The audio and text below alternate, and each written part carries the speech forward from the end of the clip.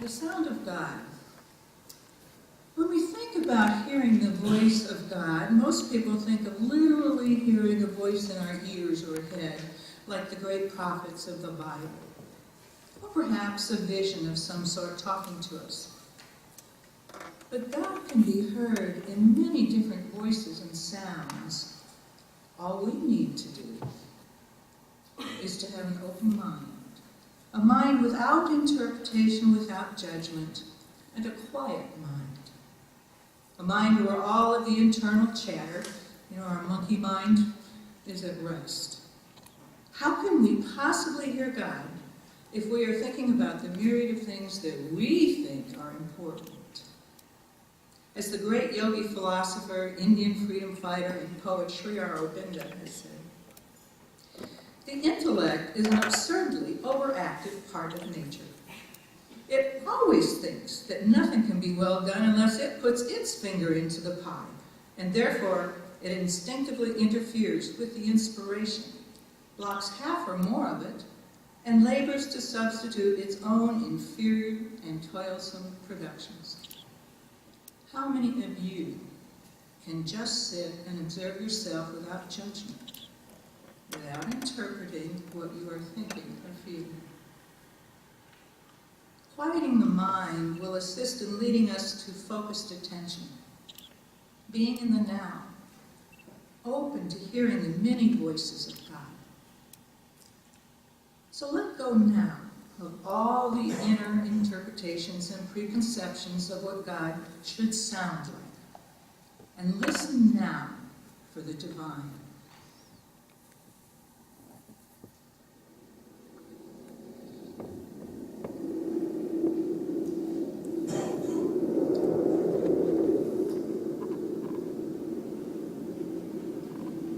I am here in the winds and the waves. When the first trees and flowers and grasses appeared, I was among them. And when man came, I at once became the most delicate, most subtle, and most powerful medium for the expression of man's emotions and the divine. I am music.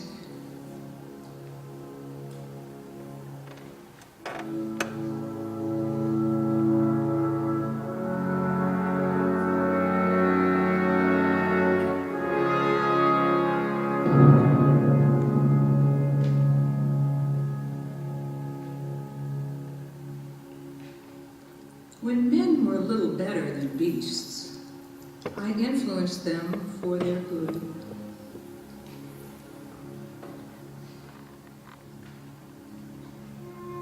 In all ages, I have inspired men with hope, kindled their love, given a voice to their joys, cheered them on to valorous deeds, and soothed them in times of despair.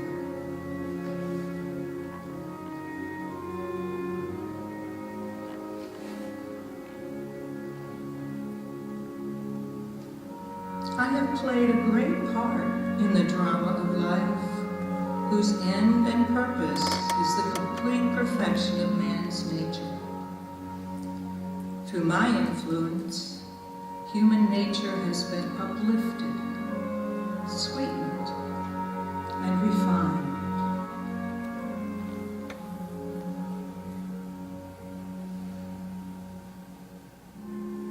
With the aid of men, I have become a channel for the divine. I have a myriad of voices and tones. I am in the hearts of all and on their tongues in all lands, among all peoples. The ignorant and unlettered know me not less than the rich and the learned, for I speak to all in a language that all understand.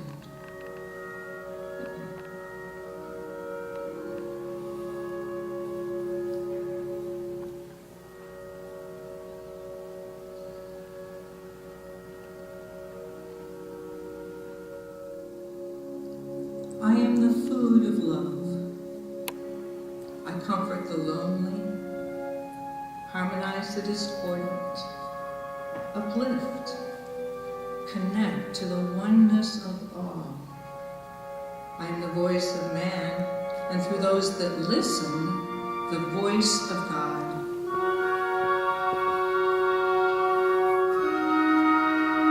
I am music.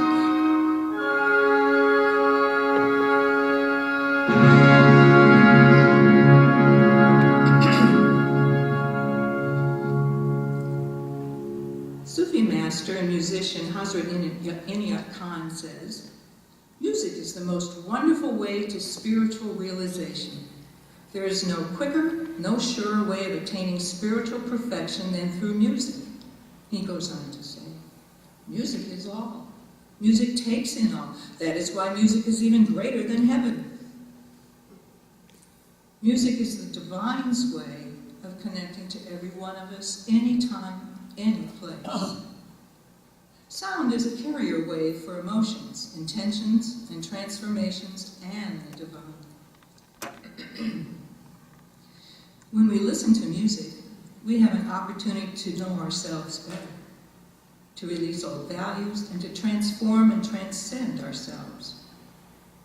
But how do you know if you're hearing the voice of God in music? Remembering Sri Aurobindo's words on the intellect's meddlesome ways, we need to set aside our intellect. This is not an, I think I heard God. But there is another part of us that immediately lets us know when we are hearing a higher power.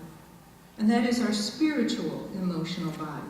Not the physical emotional body of anger, sadness, greed, jealousy. When you're with the divine, you may experience a flood of bliss or ecstasy, become teary, feel an expansion in your heart. You may feel that you have no edges, that you are egoless and a part of the divine, the one, the all. You will be left with feelings of great compassion and grace and be filled with radiance. These are the signs. These are the signs that you've received a touch, a union with the divine. Not too long ago, on my drive home to Walling from my office in Maryville, I became aware that the classical radio station that I had on was playing the second movement of the Rachmaninoff's Second Symphony. It had been playing for a while because when I finally became aware of music, it was about a third of the way into the movement. And as I began to pay attention to the music, my body started to tingle, my heart expanded, and I began to cry profusely, not out of any sorrow, but of such great joy that I have no words for it. I needed to pull over to the side of the road until the music finished.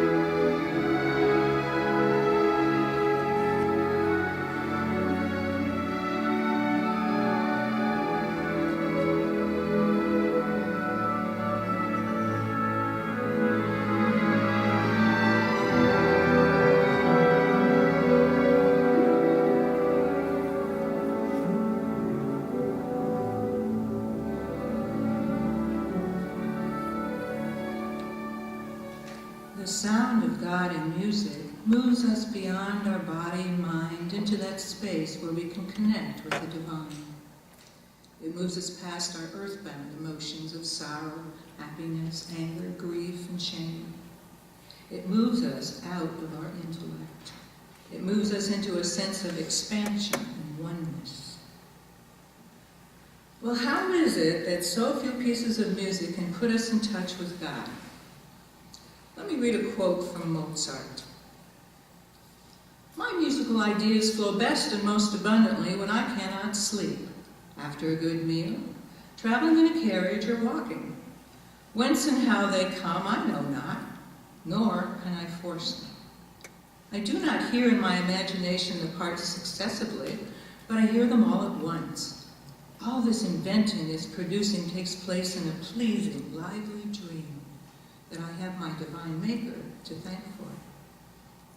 But why my productions take from my hand that particular form and style that makes them Mozartish and different from the works of other composers is probably owing to the same cause which renders my nose so large or so aquiline, or in short, makes it Mozart's and different from those of other people. For I really do not study or aim at any originality.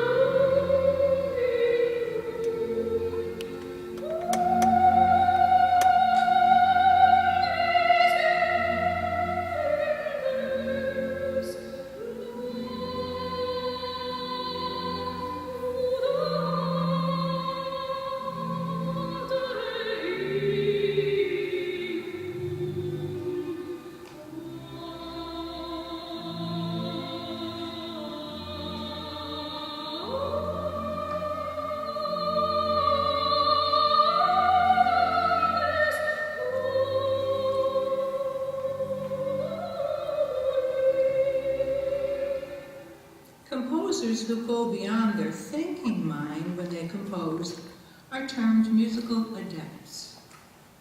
They communicate with the divine, with God, with the source of all consciousness. Jonas Brahms describes his process thusly. To realize that we are one with the Creator as Beethoven did is a wonderful and awe-inspiring experience. Very few human beings ever come to that realization, and that is why there are so few great composers or creative geniuses. I always contemplate all this before commencing to compose. This is the first step. Then I feel vibrations which thrill my whole being. In this exalted state, I see clearly what is obscure in my ordinary moods. Then I feel capable of drawing inspiration from above, as Beethoven did. Those vibrations assume the form of distinct mental images. Straight away, the ideas flow in upon me directly from God, and not only do I see distinct themes in the mind's eye, but they are clothed in the right forms, harmonies, and orchestration. Measure by measure, the finished product is revealed to me when I am in those rare, inspired moods.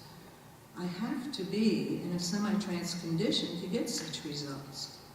A condition when the conscious mind is in temporary abeyance, and the subconscious is in control. For it is through the subconscious mind, which is a part of omnipotence, that the inspiration comes.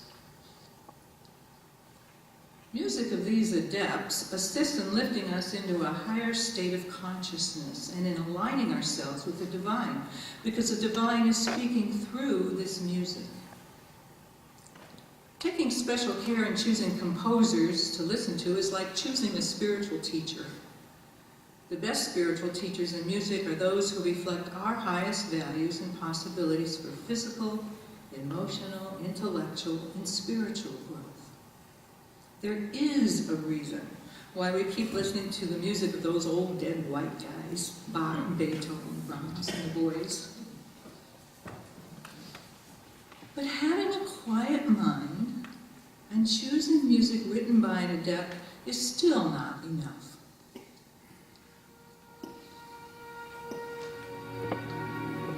I remember the first time that I had an opportunity to hear my most favorite piece of music, the Barber's Adagio for strings, played live. It was being played under Zubin Mehta and the Israeli Symphony. And as I sat there listening to this gorgeous music, my whole body began to tingle. And I began to feel like I was going to lift right out of my body.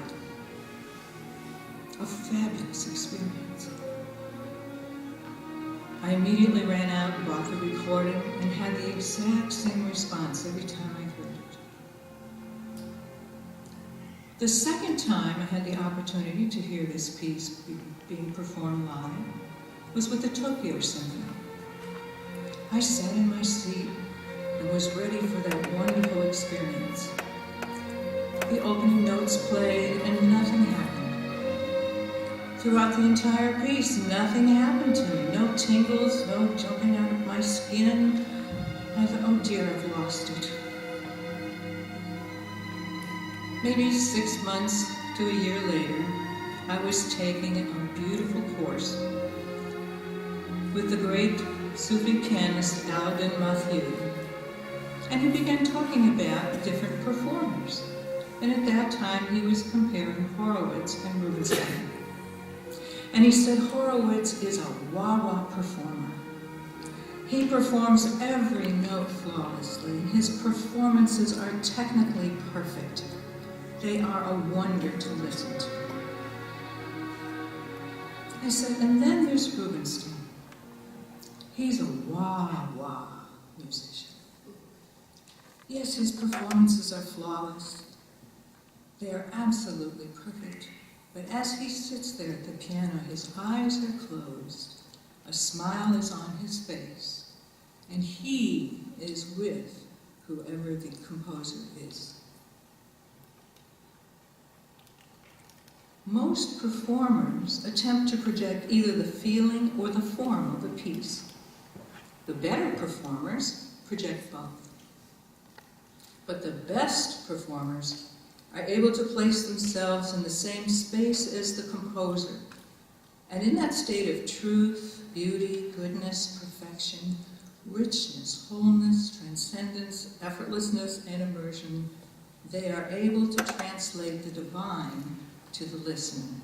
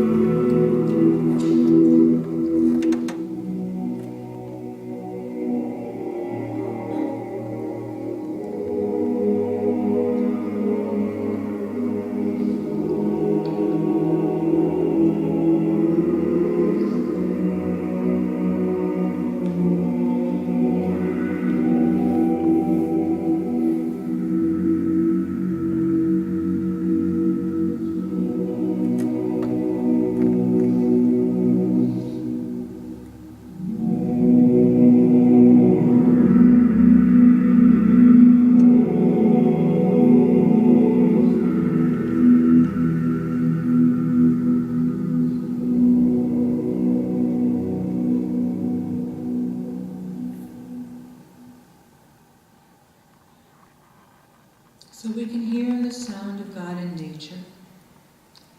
We can hear the sound of God if we prepare ourselves by becoming quiet, focused, and receptive. We can hear God when we listen to music by an inspired composer. And we can hear the divine in the performances of those who are also in a quiet, focused, receptive, joy-filled state. And in closing, I invite all of you now to close your eyes and listen for another sound of God.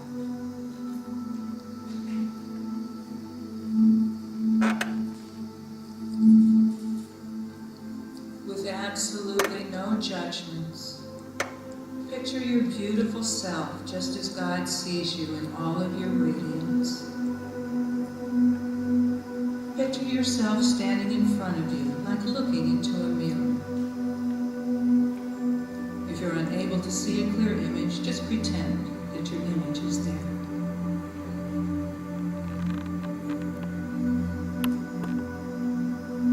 Now, with all the compassion that you have, say out loud to this beautiful divine soul, I love you.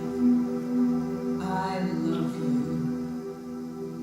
And hear in your own voice the sound of God. I love you.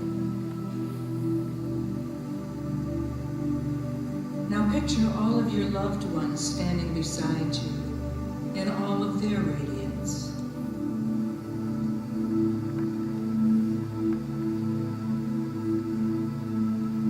And say out loud to them, I love you.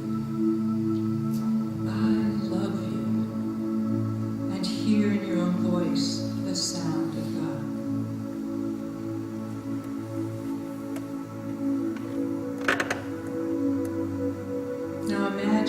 star of light coming from above you, pouring a waterfall of light over all of you. It is shining down and washing through, revealing the light within all of your hearts. Now imagine that light growing brighter and merging with the divine. And the light now encasing all of you.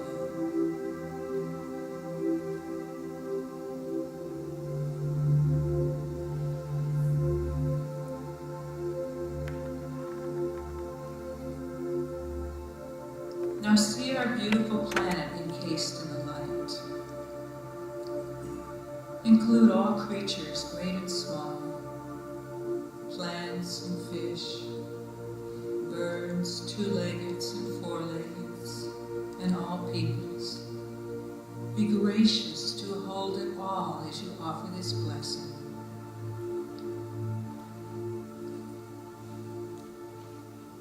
May there be peace on earth.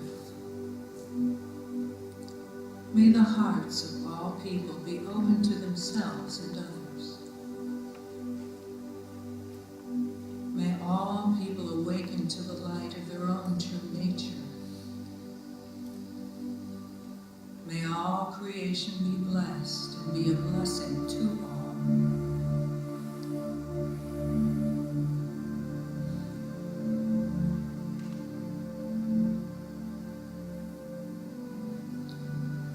Now see yourself in the Sacred Heart of Jesus, and let yourself be loved. Let yourself be loved.